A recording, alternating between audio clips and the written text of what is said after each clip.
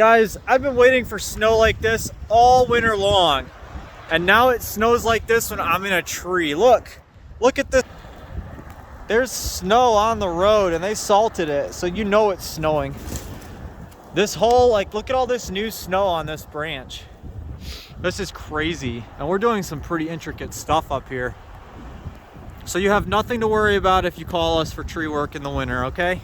Hey guys, don't forget to like this video and hit the subscribe button. I need subscriptions to get the channel to the next level. So if you could do that, then we can start having a lot better videos.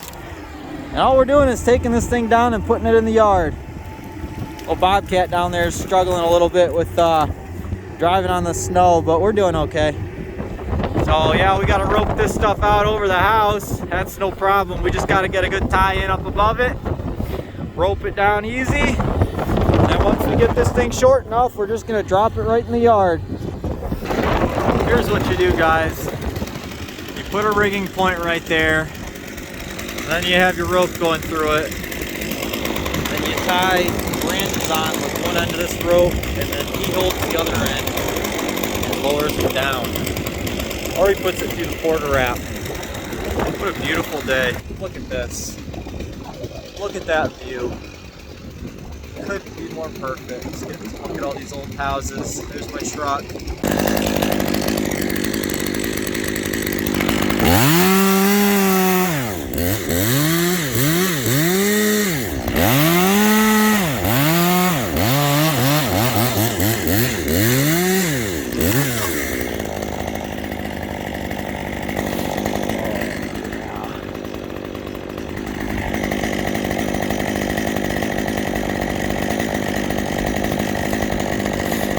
I think we're gonna have to rope this one on the left, and then that top we'll just leave in. Mike already knew where that was gonna land. You can see his little stick in the yard right there. So that's where we're betting it's gonna land. Say hi, Mike. All right, guys, time to go down. Right on Mike's head.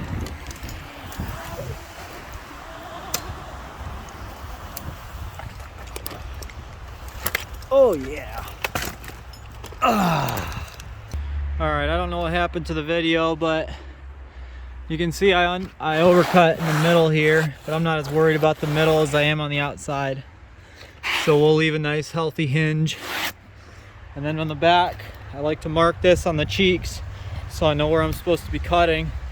I try to make it level, and you can see when I come in from the other side, I went down. So now I'll come in from the back at the median of those two. I'll come in a little higher, like more where that one is.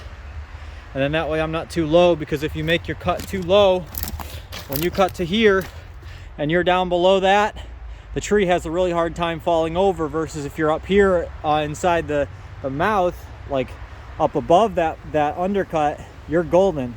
You can be anywhere in here and you're fine. But if you're below that, you'll have a heck of a time trying to make the tree fall down. So that's called the Scribe Mark.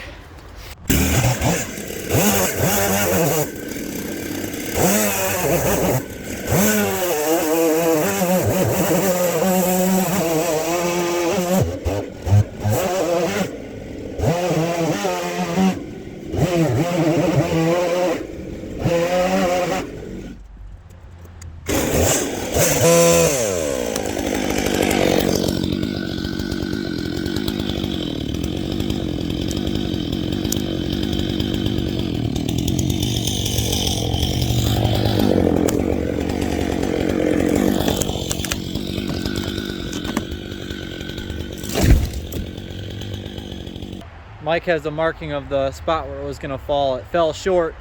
We suspected it was gonna fall short because the branch was leaning away that direction, and they always look taller when they lean that direction. But here you can see this is much better than my last hinge. If you watch my other video of the poplar tree, this hinge material is left all the way across, and then I left a little extra there because I wasn't sure about my, see how I passed? I had like a bypass cut right there that went down too far. So I lost like almost an inch probably right there. But yeah, I just came in, and then I wasn't coming in straight from the side too. So as I was coming in from over here, I thought I was straight.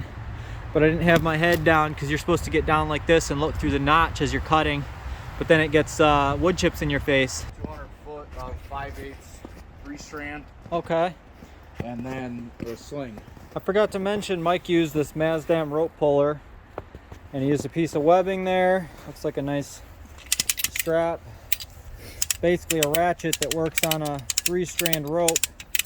Forgot to mention this to you guys, but we had this hooked up at the top of the tree, and so he tightened it up, and that's why we didn't end up using wedges. But you have to use a 3-strand rope. Mike says the Mazdam puller is like $70. It's probably more now because of... Here's another thing about falling trees, guys. You can go in a little deeper on your face cut, and that helps a little bit, but you got to be careful, leave room for your wedges in the back. Because when your wedges go in and they crash into the hinge, you're going to be pretty upset about that. And the wedges matter more than the depth of the face cut. Because if your face cut's too deep and you can't use wedges, you could end up screwed. So, when I'm walking around here, I want to make sure my angle's right, because this is kind of a high profile situation. I got these wires and everything, and yeah, I'm not worried about that. It's not going to reach that, but yeah, that's like 2 inches right now. So we're close. It's just a straight tree, and pine trees like to hold on, so that's okay. Just give it a little extra. It'll come right down.